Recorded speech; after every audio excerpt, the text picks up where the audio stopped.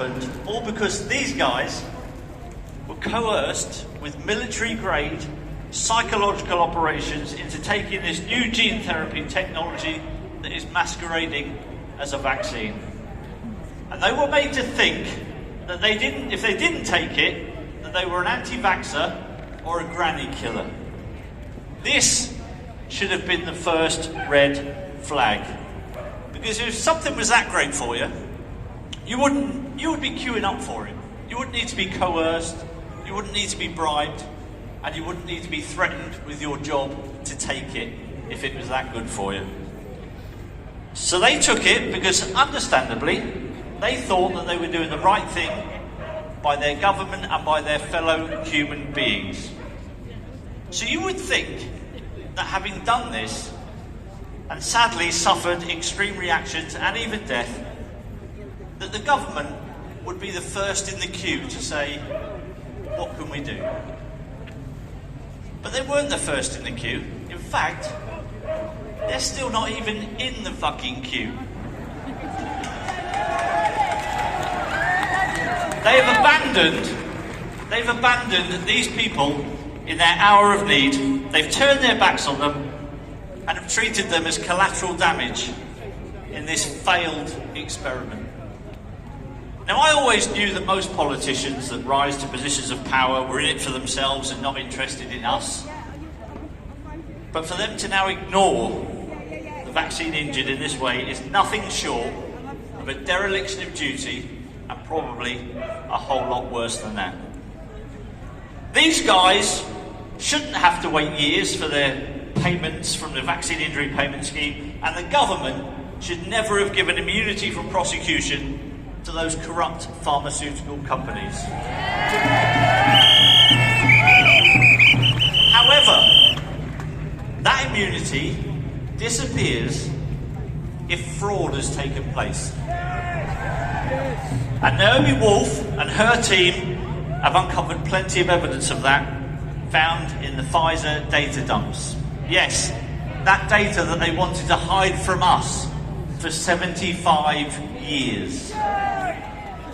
But word is getting out. The truth is coming out, and we will keep pushing. We will not stop until these guys get some sort of justice in the form of compensation and even acknowledgement that they exist and that their issues are not just in the head, as one doctor said to a friend of mine.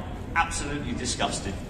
So my message to doctors, nurses and volunteers giving out these jabs: do you know what harm you've caused?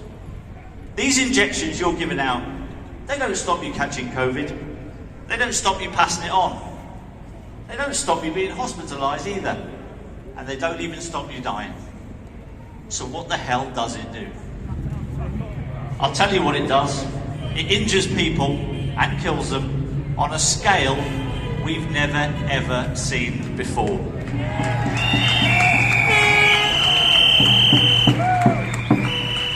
So you people, before you turn up for your next shift to start injecting people and collecting your money, look the vaccine injured in the eyes and ask yourself, am I doing a good thing? Or have I just convinced myself that I'm doing a good thing? And if you listen to your gut instinct, it'll tell you the truth. My last message is to the government and the mainstream media. And let's be honest, they are as one these days. Rishi Sunak. Yeah. Rishi, you said in an interview that I was your childhood hero and I gave you great memories when you came to the Dell and watched me play football. Well, I'm asking you for a favour now, in return. Come and speak to me. Come and speak to me, and come and speak to the vaccine injured.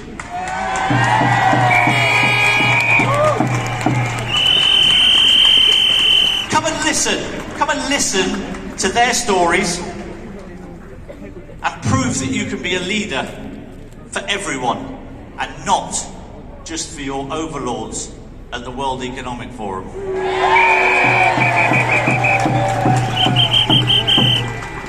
You need to start paying attention to the people you're meant to govern.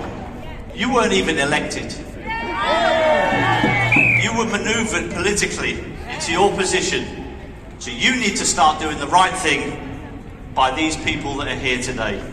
You can start by compensating them quickly, not them waiting years for their compensation. You could even use the money you could recoup from your mates who gave out those PPE contracts. I'm sure there'll be a few quid available there.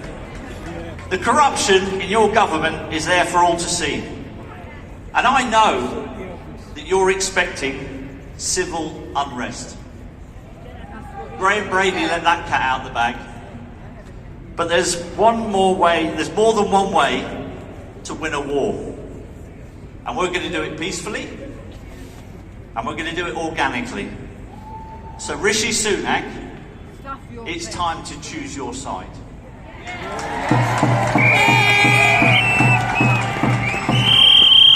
And that just leaves the mainstream media.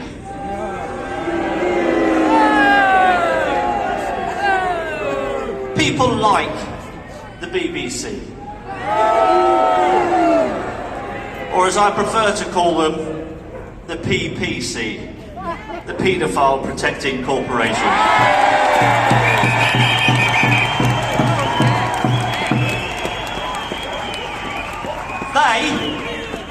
They behind us there, over the last few years, have done more harm to people's health than any man-made virus could ever fucking do.